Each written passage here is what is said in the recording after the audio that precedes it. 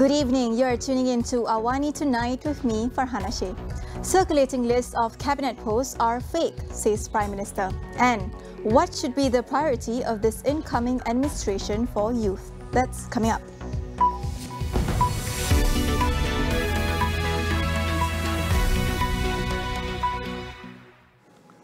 The lineup of ministers in the new cabinet will only be announced later this week after the royal assent is obtained. In the meantime, Prime Minister Datuk Seri Ismail Sabri Yaakob advised the public to not believe in the fake list of ministers flying around. Ismail Sabri Yaakob also said he will not appoint members from the opposition to be part of his cabinet as there will be no unity government. The Prime Minister, however, said that he had received encouraging feedback from opposition parties that wanted to join the National Recovery Council. Ismail said he would take into account and consider the interests of all when deciding who would be members of his new cabinet. Meanwhile, in his maiden visit as Prime Minister to Kedah, Datuk Seri Ismail Sabri Yaakob announced an immediate aid of 75 million ringgit. This is for the state to repair all damaged infrastructure and public facilities in Yan and Merbok following the Gunung Jerai mud flow last week. The aid will be used to upgrade the river and irrigation system covering a distance of 27 kilometers. The allocation will also be used to build 2 new bridges, to construct water treatment plant intakes in Gurud and Tupah, and to implement Phase 1 of Shabo Dam construction. At the same time, Ismail Sabri added that the government, through the National Disaster Management Agency, will also channel 500 ringgit to each family affected by the incident. An immediate aid of 5,000 ringgit will also be given to families who lost their loved ones in the incident. The newly minted Prime Minister is being asked to consider new approaches to managing Malaysia's triple crisis of health, economy and politics. Tonight on Consider This, we ask each of our guests what they think is important for the new administration to consider. A focused approach is needed to assist those who are deeply impacted by the pandemic. CEO of Social and Economic Research Initiative, or SERI, Dr. Helmi Hajar Maidin weighs in on key areas the new administration must focus on while drafting policies. He says the first step is to rebuild trust. So there is this lack of clarity as to what exactly are these parameters. And when that happens, people start to just stop caring, they just stop listening to what's going on and they start doing things by themselves, or unfortunately it increases the trust deficit in the authorities. And this is something that we cannot afford, and something we can ill afford. There has to be trust in our authorities in order for things to be done properly, and this has to be built up again. So I would say that yes, we need to reopen the economy, we need to reopen activities on the ground, but it has to be done in a phased way, based on the evidence and in a very clear manner. Dr. Hilmi suggests employing the traffic light system for better clarity when opening up the economy. What's important is that the people or the stakeholders, and by this I mean people from consumers all the way to retailers or even the SMEs, there's a clear indicator as to what can be done and when. And one could just simply utilize a system where there is a red light, a yellow light or a green light with regards to what's allowed. And these things, if they're based on science, if they're based on data, shouldn't vary too much. And it allows that extra degree of certainty, which then allows for people to plan.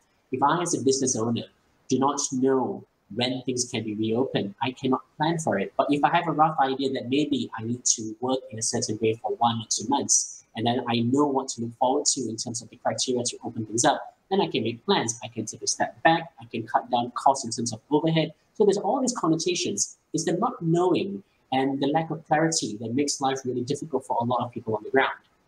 According to SERI, the 5 key areas to prioritize within the first 100 days of the new administration are the economy, health, education, governance, and environment.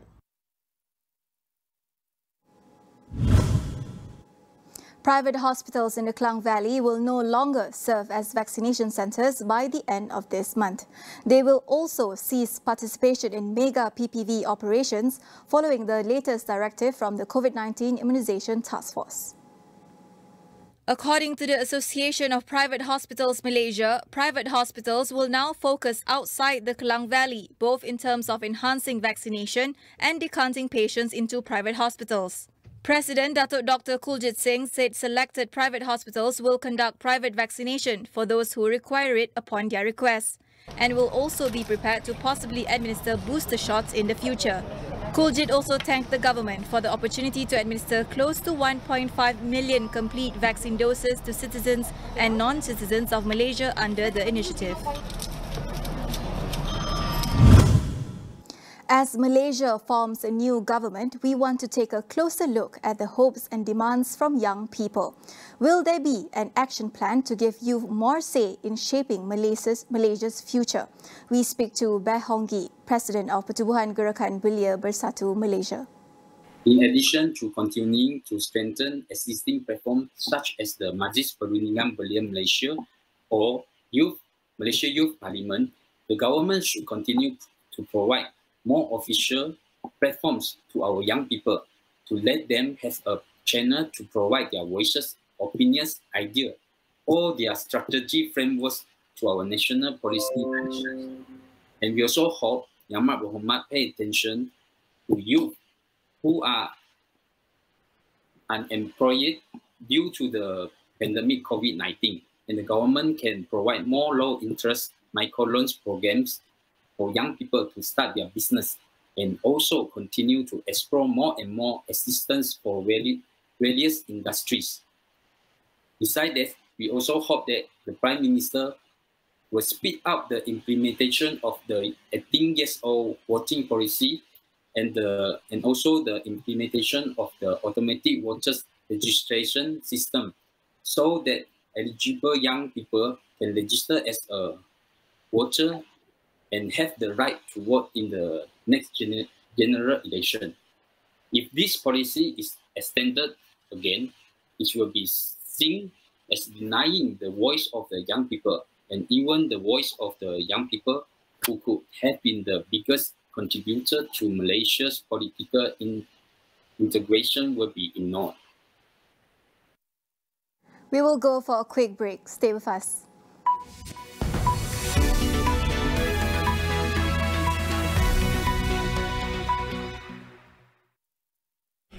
Check this out.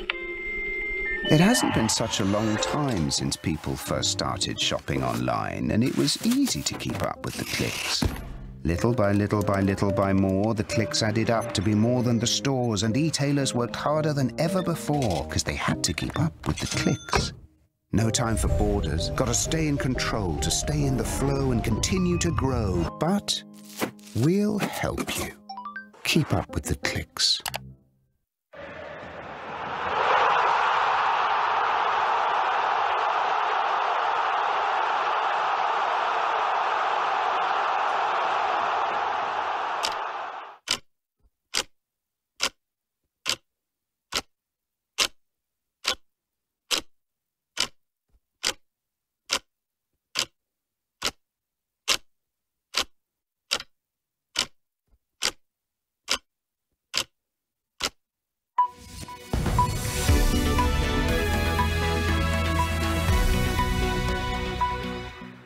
Welcome back.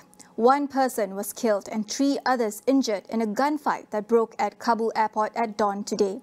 This happened as thousands of Afghans and foreigners continue to throng the airport, desperate to flee. The Taliban, meanwhile, said it will not extend the August 31st deadline for Western forces to leave Afghanistan. The clash involving US and German forces began when an unknown sniper outside the airport fired at Afghan guards helping US forces near the airport's north gate. NATO officials said the situation is under control and all airport gates had been closed. 20 people have been killed in the chaos at the airport, mostly in shootings and stampedes as US and international forces try to evacuate citizens and vulnerable Afghans. The Taliban takeover of Afghanistan has sent countries around the world scrambling to mount a swift evacuation plan to extricate their respective nationals. Meanwhile, Singapore Prime Minister Lee Hsien Loong offers his country's assistance to the US evacuation operation in Afghanistan. Lee said this following a meeting with US Vice President Kamala Harris, who is on a 3-day official visit to Singapore. Lee offered the use of a military Airbus transport plane to assist with ongoing evacuation efforts. Harris met with Lee and President Halimah Yacob during a trip aimed at bolstering ties with partners in the region as part of Washington's efforts to counter China's growing economic and security influence. Harris pledged work with allies to maintain freedom of navigation, including in the South China Sea. In the bilateral meeting, Lee and Harris discussed issues ranging from the COVID-19 response to cybersecurity and supply chain cooperation. Harris will leave for Vietnam tomorrow. There are now over 100 COVID cases detected in New Zealand. Prime Minister Jacinda Ardern said a strict nationwide lockdown will be extended until at least Friday as the country battles a growing COVID outbreak. All of New Zealand will remain in COVID-19 alert level 4 lockdown until midnight Friday, while for Auckland, the epicenter of the outbreak will be put under restrictions until end of the month. 35 new local cases of the fast-spreading Delta variant were detected today, the highest number of daily cases since April last year. The outbreak, first discovered last week, has now grown to 107 cases. Health authorities say they found links between most of the cases, having tested about 3% of New Zealand's population in the past 7 days. Taiwan will begin rolling out its domestically developed COVID-19 vaccine today, with Taiwanese President Tsai Ing-wen receiving her first dose. The rollout began despite concerns that the approval of the 2-dose Medigen vaccine has been rushed. The Health Ministry approved the emergency use of Medigen Vaccine Biologics Corp's COVID-19 vaccine last month as part of the broader plan for inoculation self-sufficiency amid global delays in vaccine deliveries. Its approval, however, received backlash from parts of Taiwan's medical and scientific community as the vaccine has yet to finish clinical trials and no efficacy data is available. The government, however, assured that studies so far have shown that antibodies created by the shot have been no worse than those created by the AstraZeneca vaccine. The government has ordered an initial 5 million doses of the vaccine. Over 700,000 people have signed up for the shot so far, though nobody will be forced to get it. Around 40% of Taiwan's 23.5 million people have received at least one shot of either the AstraZeneca or Moderna vaccines, though fewer than 5% are fully vaccinated. China has activated emergency responses as torrential rains that started over the weekend batter several provinces in the central region. Rainstorms have triggered landslides and flooding, taking out roads, power and villages. Local authorities dispatched rescue teams to evacuate villagers trapped in low-lying areas. Just last month, flooding in the same region killed more than 300 people. Heavy rains are adding pressure on China's economy, which has faced disruption to manufacturing and agriculture production due to the floodings. That is all we have for you on AWANI tonight. Get the latest news update on COVID-19 and COVID-19 vaccines from astroawani.com and the Astro AWANI app. I'm Farhana Sheikh. We'll see you again.